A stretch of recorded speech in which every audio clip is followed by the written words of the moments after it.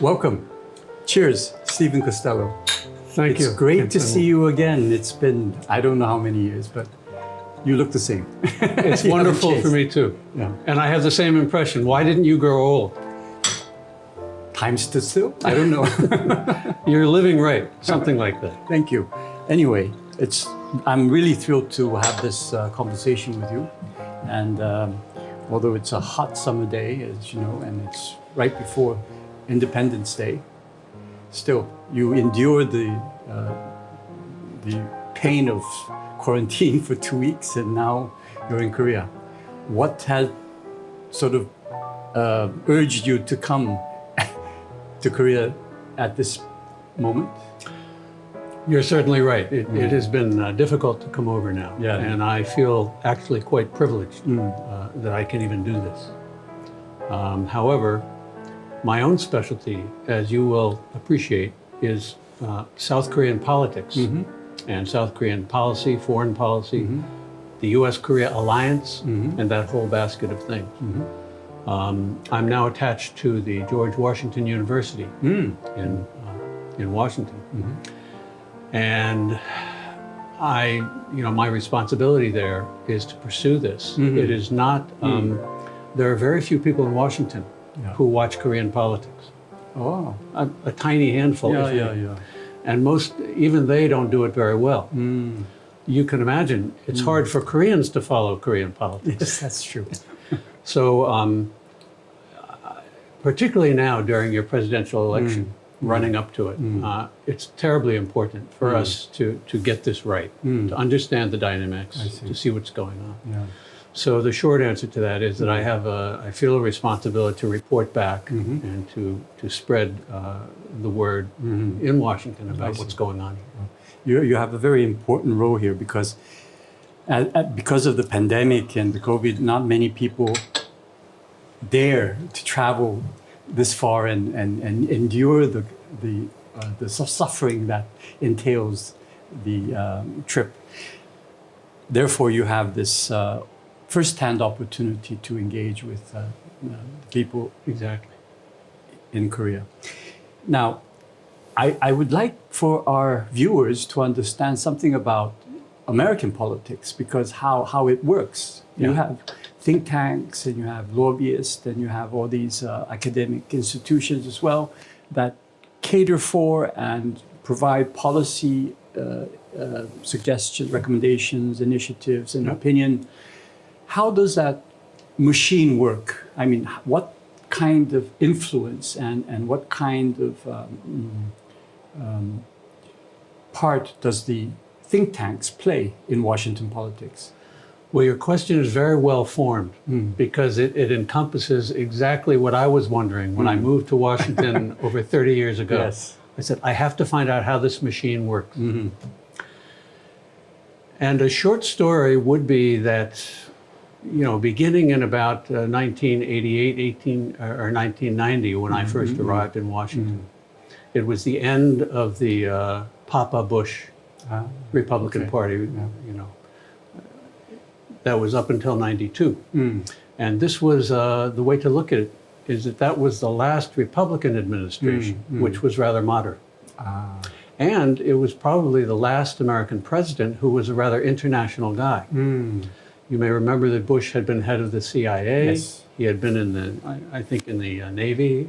He was a well-traveled guy. Yes. And he was a pretty grown-up, moderate person. That ended when Bill Clinton was elected in 92. Arkansas. Arkansas, exactly. That dog won't hunt. Expressions like this. The Clinton years were also a rather unusual time because in terms of political parties, the Clinton years, he had 2 terms, 8 years. 92 to 80. And that was probably the last time that the Republican and Democratic foreign policies, the 2 approaches to the world, were pretty distinctly different. Of course, there were some overlaps, but they were somewhat distinctly different. One way to obviously see this is that Clinton in 94 helped to negotiate the agreed framework with North Korea. And it was about capping the nuclear program, peace regime, blah, blah, blah, blah, blah, and cooperation. With the end of the Clinton era in the year 2001, George W. Bush came in. This really represented a radical shift for the Republicans. They were no longer the Papa Bush party. They had really descended into something that is much more domestic focused, much more unilateral. And that is perhaps the most important thing that your viewers should take away from that change in the Republican Party is that they became unilateral and they just didn't care about international treaties. They started breaking treaties left and right. They broke the agreed framework, threw it away. The anti-ballistic missile treaty, which people around the world regarded as a keystone of stability, threw it away. And it goes on and on. So that year is very important, the beginning of the Bush years. And the Bush years, you know, people now have complained about the Trump administration and how it was rather a rogue administration and so on, which is to some extent true. But it still does not compare to the Bush years. Really? The damage they did was incalculable. I mean, one simple measurement, of course, is the Middle East and the Iraq and and Afghanistan That wars. was after 9/11, huh? So, and this isn't simply a matter of what countries do. This is decisions made on false assumptions, Yes. lying to the public. Even just the other day, a big important story came out in the Washington Post about how the Bush, Obama, and Trump administrations consistently lied to the public about Really? what was happening in Afghanistan. Really? Wow. It's part of the background for our exit, our very ugly exit from Afghanistan right now. So that's the other thing. So you had Papa Bush, then Clinton, who was sort of the more international and engaged Democrat. And then you had Bush, where the Republicans are going rogue. They just don't care about international treaties anymore and so on and so forth. And then finally, from Bush, you get Trump. Many of us, you could read that wise observers have always pointed out that Trump was not some unusual, come from nowhere situation. He was a very logical place. That is where Republicans were headed. I see. They embraced him, knowing full well who he was and his limitations. That's scary stuff for the rest of the world. Very much. And you're so right, because many countries have back and forth presidents. Korea itself, just in the democratic period, you had Kim Dae-jung and Roh Moo-hyun, and then you had Lee Myung-bak and Park Geun-hye. So you had quite a bit of change. But when the U.S. does that, it means everybody is affected. Yes, the world is affected. Yes, the whole world. Because the leader of the free world is still considered to be the United States. And as you say, I mean, I think people may underestimate how important it is when the American president does things and exhibits certain behaviors. That gives license to other, non-liberal powers everywhere. It just does. We saw this under Bush. We've seen it under Trump. It's not a small thing. Yeah, and Trump is not gone yet. He's still There's this. in the shadows, lingering, still trying to build that fire that is almost extinguished. Keep his little fire going. Yes. Well, you might appreciate that President Biden, in one of his early speeches to the country, he said, I've been talking to foreign leaders, and pretty much every single one of them said to me, Joe, it's great to have you there, but what the heck? How long is this going to last? I mean, we can't really be secure that you're going to stay, you guys are going to stay in power, moderately. Well, Biden certainly has experience as an internationalist. Yes. Don't you think? So he is kind of old school Democrat who understands the importance of alliances, understands the importance of internationalism, and how the U.S. Can build on that relationship and strong ties. So we are hopeful from the outside of the U.S. countries. Now, talking about the think tanks. Yes. That sort of influences these governments and government policies. How does it work? How do they operate? Another thing I could say from watching this so closely, I've been involved in the think tanks from 25 years ago. Yeah. It's a similar story because under Papa Bush and Bill Clinton, there was quite a good revolving door or cross-pollination between the think tanks and the government. People would go out to the think tanks into government. And even during the time of a government, think tank people would be invited in to have a talk and so on. Some of my best memories in Washington were in the mid-90s, late 90s, when the Assistant Secretary of State for Asia was Winston Lord. Yes, yes. You might remember the Yes, name. I remember it, yes. A pretty big figure, Yeah. well-respected.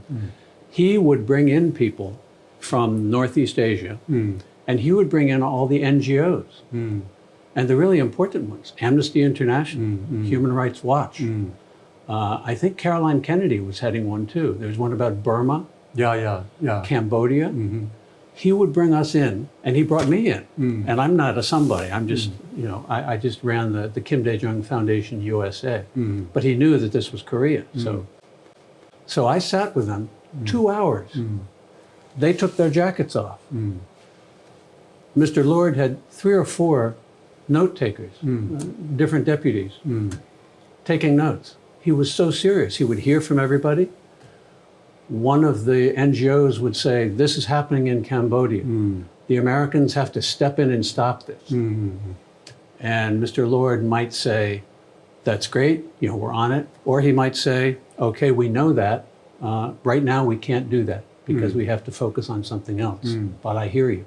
It was the most grown-up way for government to work that I've ever witnessed. And it's a reminder that during those years, the government functioned in a pretty healthy way that way.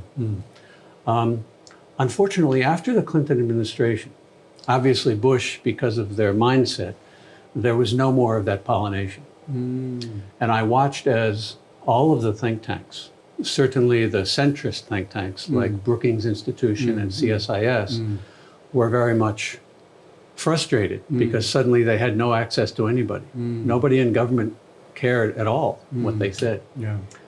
Even Heritage and others, they had less influence. They were simply expected to toe the line and do what the government told them to do. So it was a very odd change for the think tank. So was it because of the, I suppose, the influence and the authoritarian approach that people like Vice President Cheney and Rumsfeld, very much strong rightist, very extreme rightist kind of, is it because they had more influence than anyone else? Is that the reason? Well, both of our systems are similar in the sense that you can have all the checks and balances built in that you want, but at the end of the day, it's the top guy.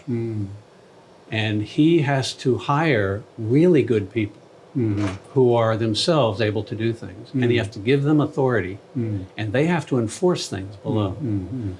And that enforcement has to be about openness and transparency, rule of law, in addition to bringing in information. Something not very familiar to those two people.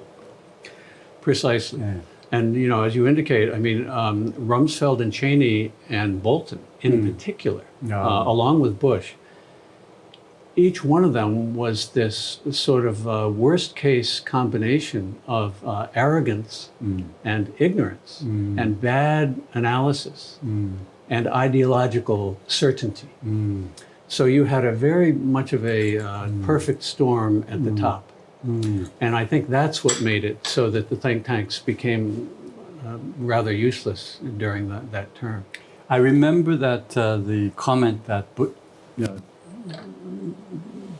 President Bush made, calling North Korea the axis of evil, and ruining everything that Kim Dae-jung and had done to try to engage North Korea. And then the more funny thing is, or maybe sad thing is that he changed his tune after a few years, finding out that this is not going to work. And it didn't really change much. But he went from one extreme to the next extreme. I mean, it was kind of a pendulum that swung completely opposite sides. It was really frustrating for the people that was trying to get North Korea to the table. And, It was frustrating for us too. And isn't it rather ironic that among that group, the top people who pretty much made all the decisions, Bush, Cheney, Rumsfeld, and Bolton on these issues, Bush may have been the one that was more intellectually flexible.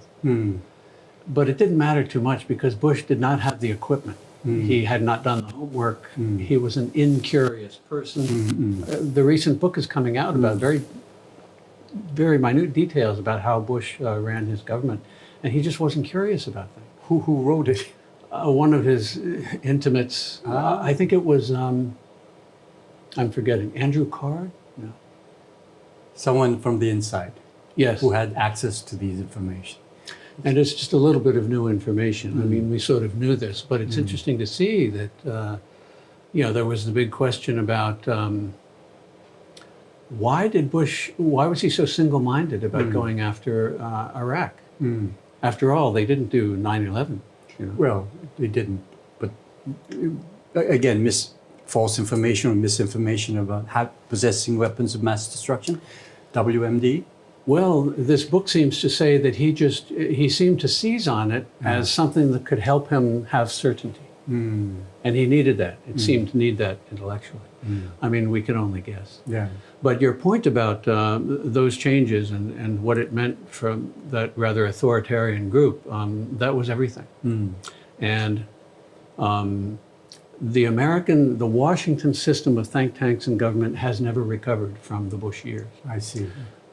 Remember that Obama, although he was a Democrat, he was a very conservative Democrat and very in extremely important ways, particularly on Korea. He's famous in Korea for his strategic patience, which was more like, in strategic, well, I won't try to coin a new phrase, But he's a good speaker. yeah, he's a very good speaker. And he's a great guy, and his wife is wonderful, and his kids are perfect, But no, this is very important because many Democrats now understand that Obama did not help us very much at all.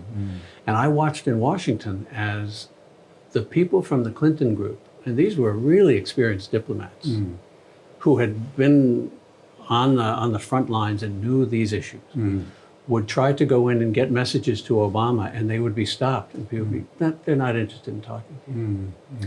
And needless to say, nothing moved during the Obama administration. At a time when he came in, I remember that people in Korea and Washington were all hoping, oh my God, finally we can pick up some of the Clinton stuff and get back to, no, it wasn't going to happen. And that's a very important thing for your listeners to understand, is that this is kind of an evolution in a breakdown of the think tank. The final piece of this story, I would say, is a bit of a resurgence. Trump sort of brought everybody to the edge of the cliff. He had no compunction. Let's go over the cliff. Come with me. Blah blah blah. This did many things to us, and it hurt many people. But it also served to coalesce true Democrats, small d democratic movements across the country, and in the think tanks.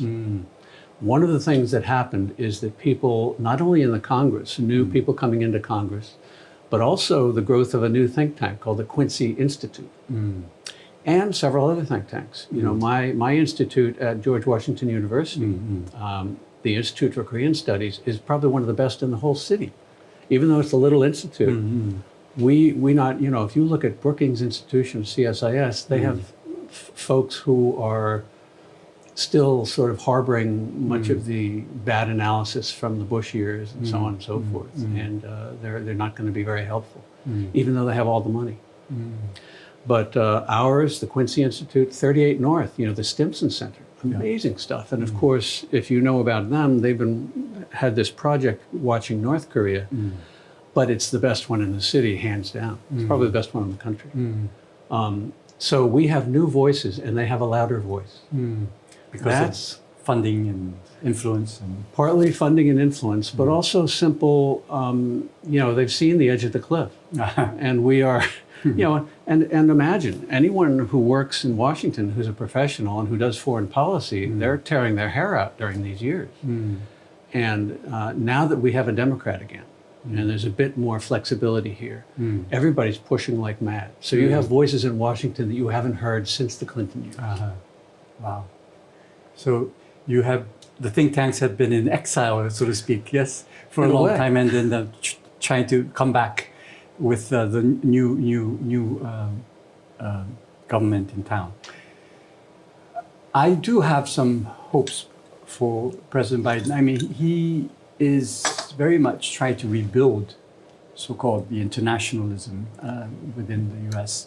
And now his idea of having a summit for democracy is something also I think is very important as well, because not only is the US sort of going through turmoil in terms of democratic government and democratic practices, the rest of the world, including Korea, of course, is also seeing these ups and downs in terms of democracy, because we are facing now a possibility that the current so-called people who were in the democratic movement who fight for obtaining democracy, it seems to now be the most who are against democracy, or seemingly they're trying to become more in possession of, or to retain their power by all means. And maybe without a check on themselves. Without a check on themselves, exactly. Which is very frightening stuff if you want a vibrant and functioning democracy. So in that sense, I wrote this column, a letter to President Biden saying that, yes. That's how I found you again, because I had a letter in there too. Yes. The thing is that democracy, rebuilding democracy is not just about confronting the non-democratic countries, but we need to look within ourselves, democratic countries, because there are problems in our own systems. So we need to strengthen or re-strengthen or refocus on mending our democracies. And U.S. must be the leader in that sort of thing. Anyway, this is what we need to do. And evolving is the right process. Yes, I think that's good. But it has to go in the right direction, not the wrong direction. I mean, I very much support your points in that letter, because, and to this day, it appears that the Biden administration is very much having a war with itself over these issues. You know, in many ways, we've all been hopeful because Obama was such an international person. We asked ourselves, you know, Obama and many of the people he hired, they're all Obama people. And we know that didn't go very well. So our big question was, did that period teach them something, some good lessons, or did it ruin them so they are not able to escape from it? I would say the jury is still out on that. But we have two competing strong forces in the Biden administration. The one is the one that you described. Even this idea of the group of democracies, that could be a good idea if it's done the way you described. And it could be a good idea if the Biden administration begins to talk much more about cooperation and coalitions and international law. In these 6 months, you have not heard much at all from the Biden people, any of them, about cooperation, international law. This is very, very worrisome. They have defended, you know, brutal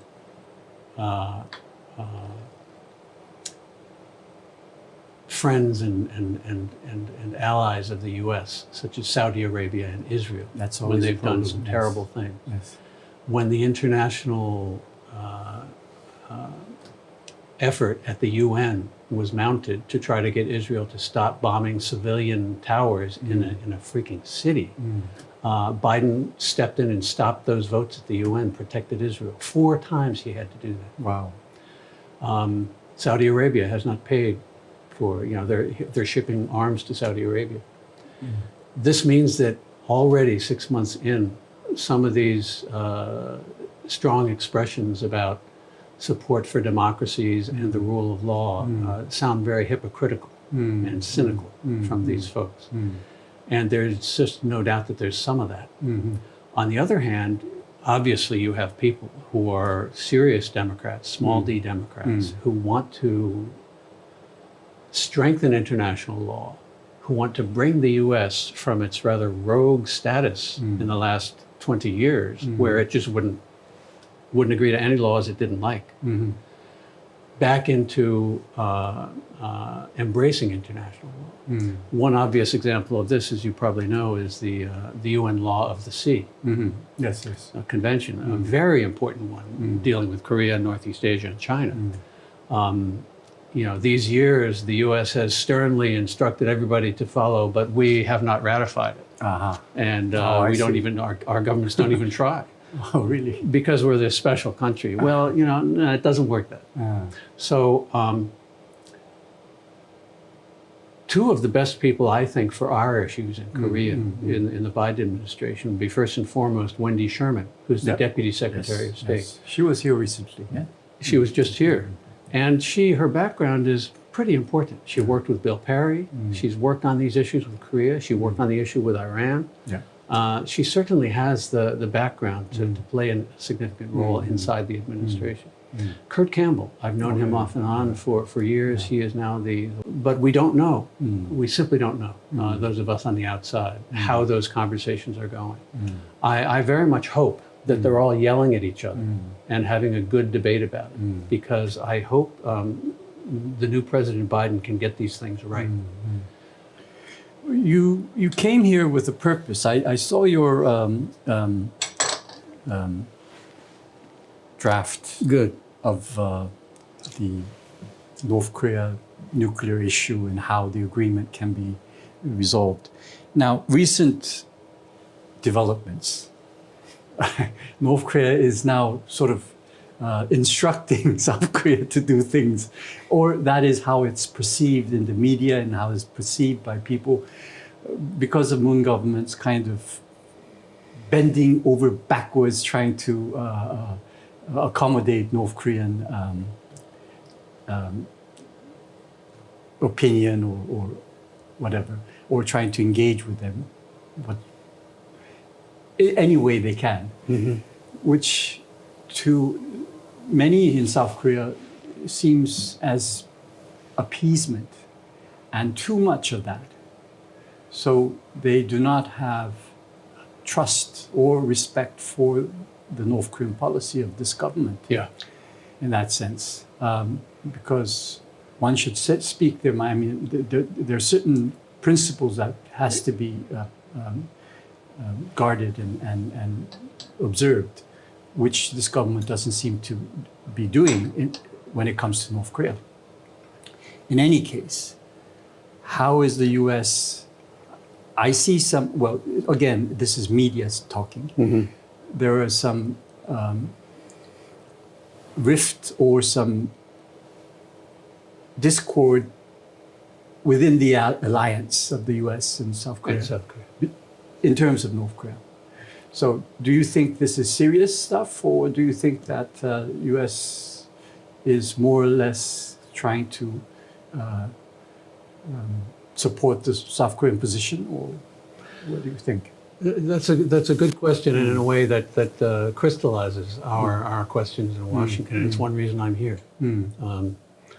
When I was here 1 year ago, it was also difficult to come, but Koreans were really on top of this. You had about 25 cases each day, and it seemed like you were conquering things. But I had a wonderful exchange with a professor of North Korea studies, and she said she was rather conservative, but she made a point that I won't forget. She said, at the Hanoi summit, when President Moon, after all he'd done with meeting with Kim Jong-un and talking to the Americans, when they put those two together, how could Moon Jae-in have stepped back, allowed himself to be out of there with these two guys together? Because most of us would not have done that. Another way to look at it is Moon's idea of his role,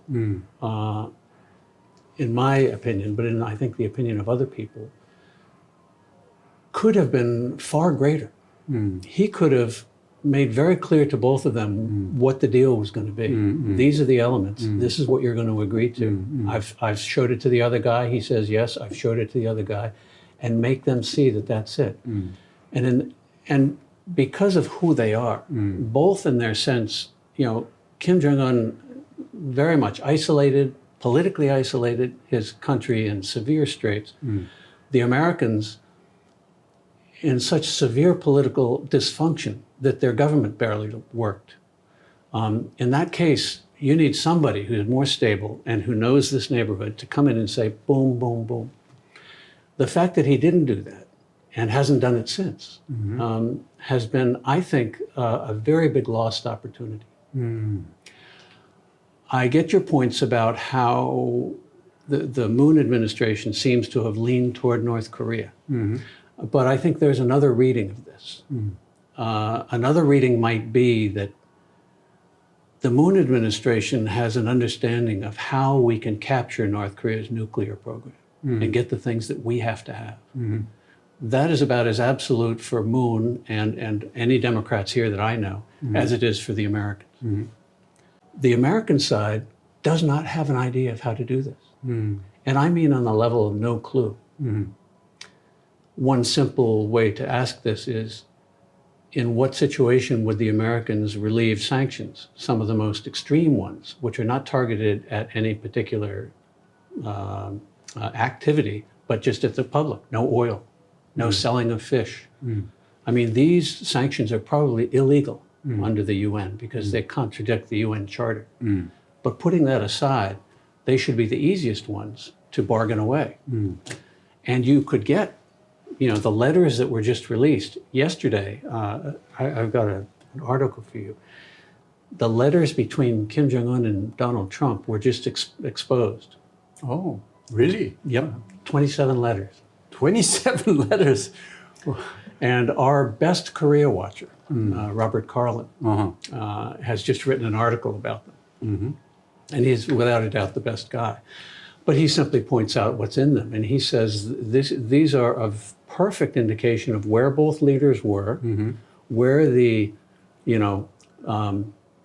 missed opportunities were, where sort of the black holes were that they didn't understand. It's really very illuminating. So just to wind this up, I would say that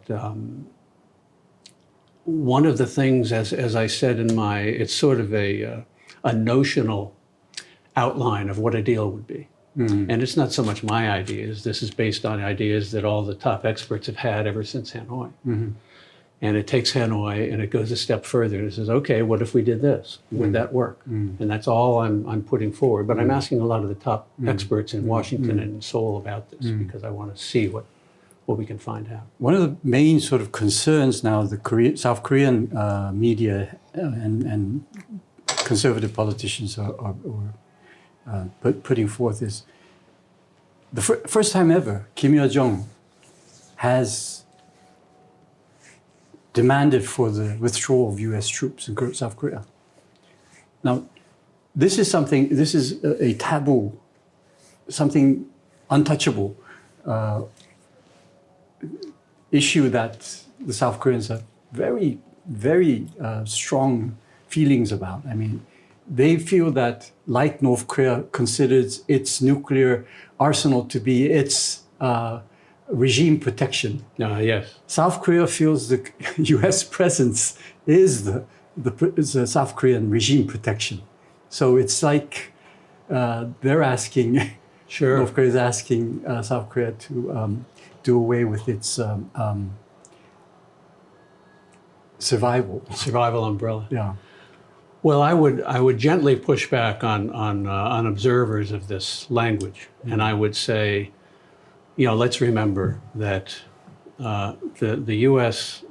South Korea relationship and the military relationship is really solid. It's not solid for emotional reasons.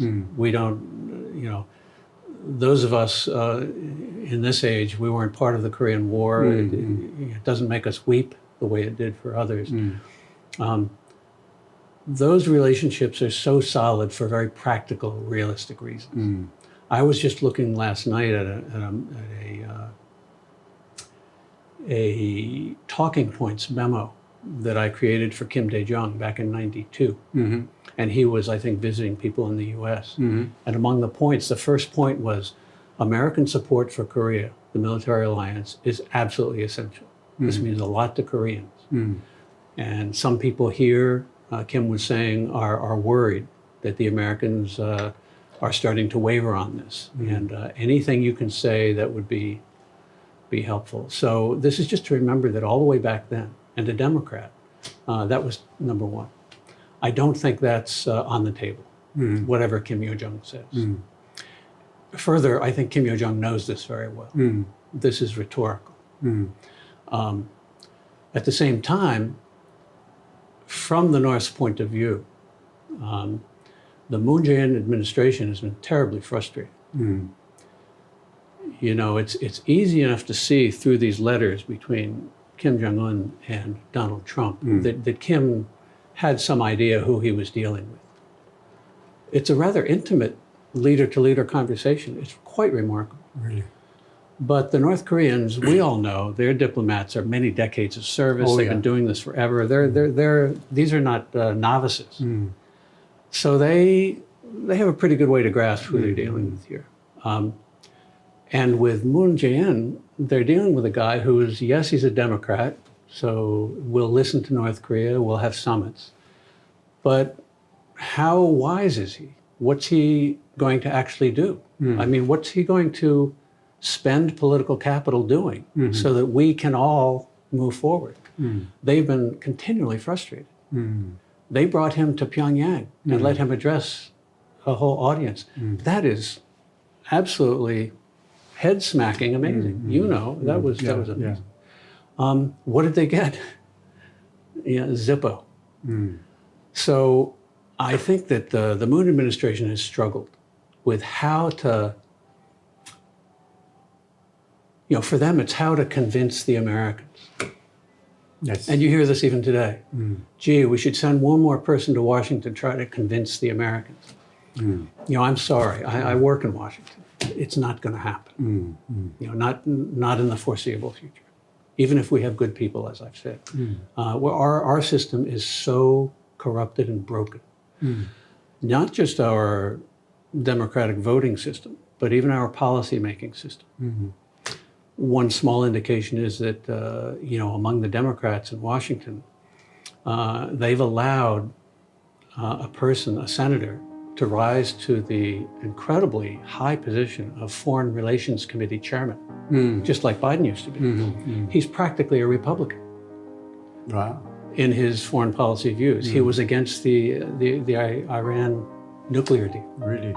I'm sure he's totally against any deal with North Korea, regardless of what it is. So how did this happen? And much of the writing now about Biden failing on so many foreign policy issues is, well, he's listening to Senator Menendez. Unfortunately, he's from New Jersey, my state, and I feel very, very bad about that.